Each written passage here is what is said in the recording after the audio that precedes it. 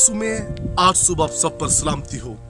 मैं pastor Suhail John एक बार फिर मॉर्निंग डिवोशन के साथ आपकी खिदमत में हाजिर हूँ। और आज सुबह हम ईमाल की किताब और उसका 5वां बाब और उसकी 3री आयत मुकद्दसा से खुदा के कलाम को लेंगे।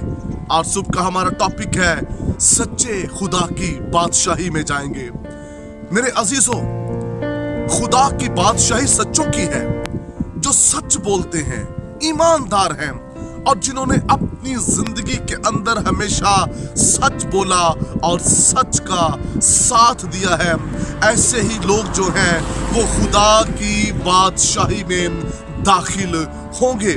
और आज सुबह मैं आपको बताना चाहता हूं, हननिया और सफीरा ने खुदा के खादिम अपने रूहानी पेशवा के साथ जाकर झूठ बोला और जो उन्होंने प्लाट भेजा था उसमें से कुछ रकम उन्होंने रख छोड़ी।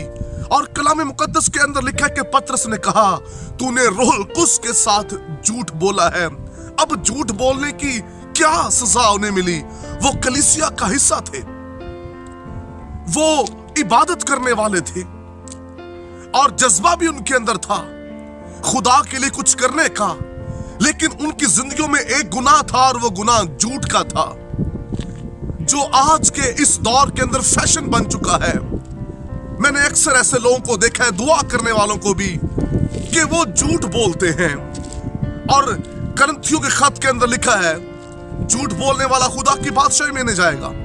और फिर मकाशफा की किताब के अंदर लिखा है, झूठी बात को पसंद करने वाला, बोलने वाला, ये खुदा की बादशाही से बाहर रहेंगे। मेरे अजीजों, जिस शख्स के लिए बादशाही के ही दरवाजे बंद हैं, भला उसको बरकत कैसे मिल सकती है? सर, लोग झूठ का सहारा लेते हैं और झूठ बोलकर जिंदगी गुजार रहे होते हैं। हननिया और सफीरा ने झूठ बोला, उसका रिजल्ट क्या हुआ? कलीसिया से आउट और उसके साथ साथ अपनी जिंदगी से हाथ धो बैठे।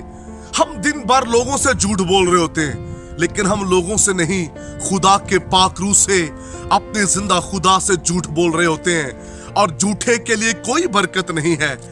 और मैंने अक्सर देखा है, खानदानों के अंदर लोग झूठ बोल रहे होते हैं। शौहर अपनी बीवी के साथ, बीवी अपने शौहर के साथ, बच्चे अपने माँ बाप के साथ झूठ बोल रहे होते हैं। हम कलीसिया के अंदर झूठ बोल रहे होते हैं। मेरे अजीजों, झूठा शख्स खुदा को पसंद नहीं और झूठ बोलने वाले खुदा की बादशाही के वारिस ना होंगे।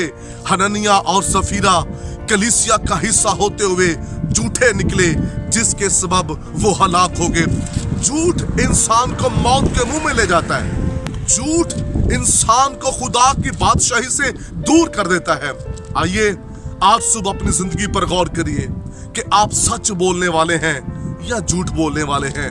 हम चाहे जितनी मर्जी लंबी दुआएं कर लें, जितना मर्जी अच्छा कलाम सुना लें, जितना मर्जी अच्छा हदिया दे लें, अगर हम झूठ बोलने वाले हैं तो हमारे लिए कोई बरकत नहीं है।